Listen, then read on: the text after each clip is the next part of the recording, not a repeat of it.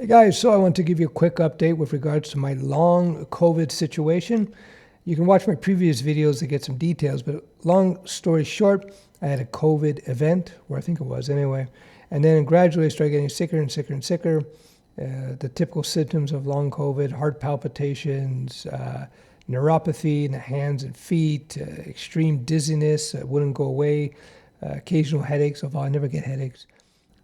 Chills, all kinds of stuff like that. How about insomnia, et cetera, et cetera. I tried the other routes, thinking it was a physiological issue, a dietary issue.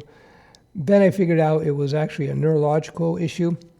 My brain got stuck in the fight or flight sympathetic mode, if you will, which you shouldn't be all the time. So when I changed my understanding, when I started treating this as a neurological problem as opposed to a physiological problem, within a week or so, my symptoms started improving tremendously, like I'd say 90% better. Since then, it's been a few months, I've now been gradually getting better day by day, week by week. So that last 10% has been taking its sweet time to get there. So what do I do to treat myself? Well, you can look it up in terms of neurological treatment. It's mindfulness and meditation and deep breathing and avoiding stressors, that kind of stuff.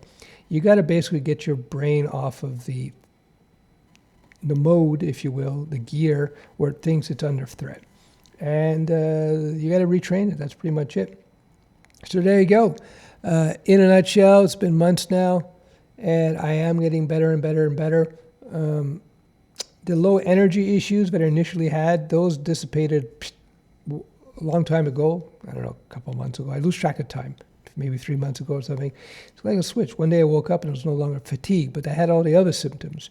And those symptoms do still come occasionally. They do come on a daily basis, in fact, but it's much, much less severe. Like I'd say it's like 3% of what they used to be. So the symptoms are now much less frequent in occurrence and much less in terms of intensity. Again, it's through mindfulness training, relaxation, that kind of stuff. You can look at my previous videos to look at that. I just wanted to give you guys a quick update so that you understand that the progress is still there. And I'm not working super hard at it. I should be doing like an hour a day of mindfulness and meditation. I haven't been, to be honest with you, because I'm feeling much, much better. Not perfect, though. So there you go. That's the story. One other thing, though. Physiological symptoms like, rashes, neurology, headaches, aches, pains. This could be a mindfulness issue. It could be a neurological issue, but it could also be food. It could also be what you consume, right? And so a lot of the foods that we eat these days, especially the processed foods, any processed foods, any sugar, carb-rich foods, that kind of stuff, especially orange juice, any juices, natural or Coca-Cola, whatever, anything with sugar, anything that can become sugar is pretty much poison to your body. So even if you don't have long COVID, or you do have long COVID, even though I think that I would guess that for the majority of people, and that's a guess, but the majority of people, it's probably more of a neurological issue where basically you've had a software malfunction. You just have to reset it, but it takes time to reset it unless you're well trained in this stuff. And that aside, I would still recommend that whenever I cut down my carbs, my sugar intake, I hardly take any sugar now. I cut down my carbs by at least 50, 60%. Some days I have zero carbs for like 3-4 days, and I just feel so much better.